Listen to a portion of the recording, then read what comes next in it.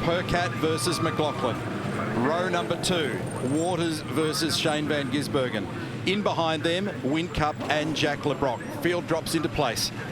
This is the Robson Civil Project's Townsville Supersprint. Remember that McLaughlin's been on a roll. The last 2 starts for him have resulted in 2 wins, but this is a really big moment for Nick Percat in turns for Townsville to start from the pole. Can he convert is the big question. He gets it away nicely. It's a real drag race down to turn 2, and Percat gets it into the front.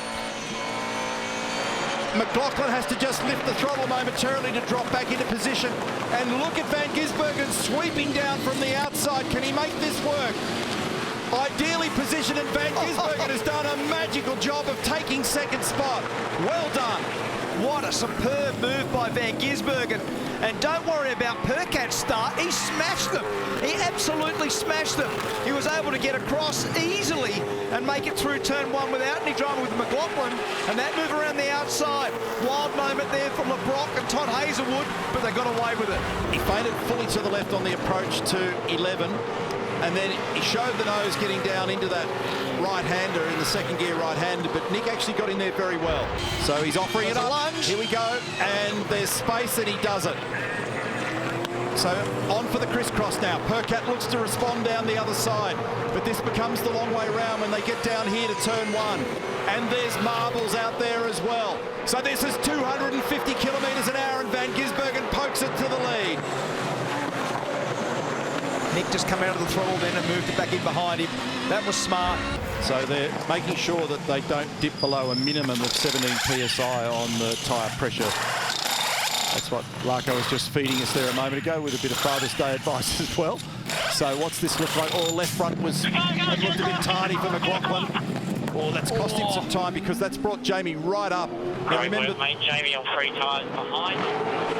Remember that McLaughlin was battling Percat for second, and Jamie was a bit further afield. Now this has brought Whincup right in touch with him. Now Van Gisbergen, Holdsworth, Davison, Smith in. Slight overrun.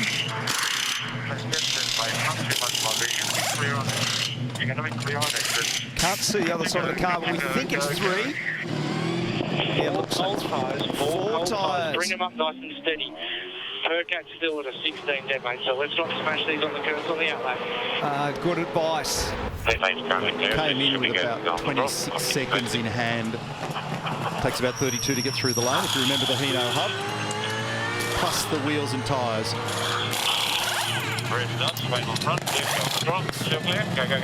Nice stop. These guys have been leading the Pertec Pit Stop Challenge and this particular car coming into the weekend, so it's been one of their strengths. It's delivered results.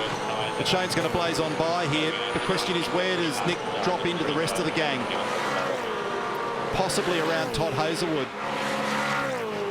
He might have even lost a bit of ground here, but he's got a younger tyre and covers on the run to turn 3. But Jacobson is going to force the issue. 2 by 2 here is awkward. Backer got away with it.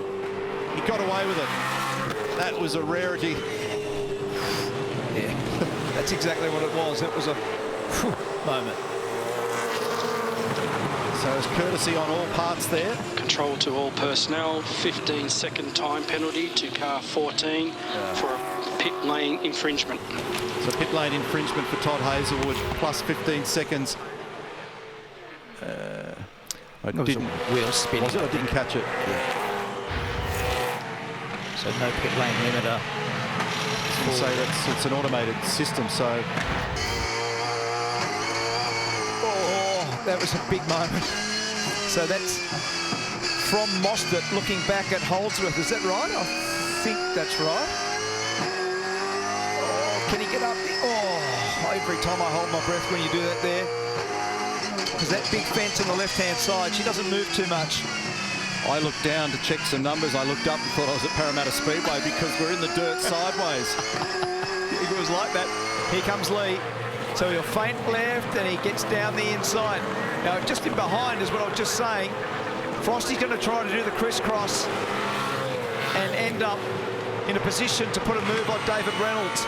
Rick Kelly will be looking on intently also, because if Frosty can get down the inside here on Dave, he'll be able to park the Castrol Mustang right in behind the Irwin Commodore.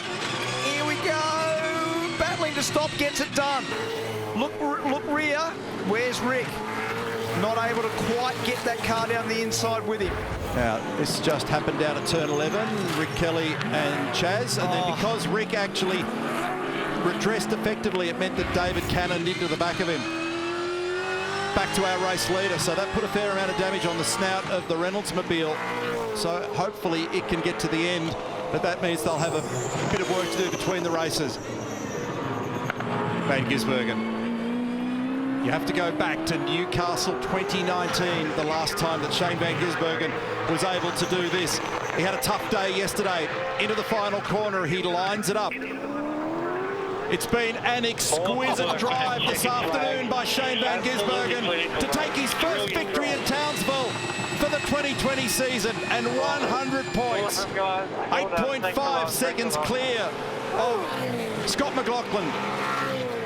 Jamie Whincup in third position, and 888 Race Engineering, the Red Bull Holden Racing team, for the first time in history, somebody squares off with 200 race victories, and that's an awesome run. Congratulations to the men and women of the team. Confirmation of the results, the Robson Civil Townsville Supersprint, race 23. We've got another one to come. Don't go away this afternoon. 8.3 seconds the gap, Van Gisbergen over McLaughlin. Jamie Whincup, teammate to Shane, in third position, and 888 Race Engineering take 200 wins in the history of the sport. A special moment for them. Rick Kelly, fine drive, came blazing through the field, up 7 positions that drive. Unbelievable performance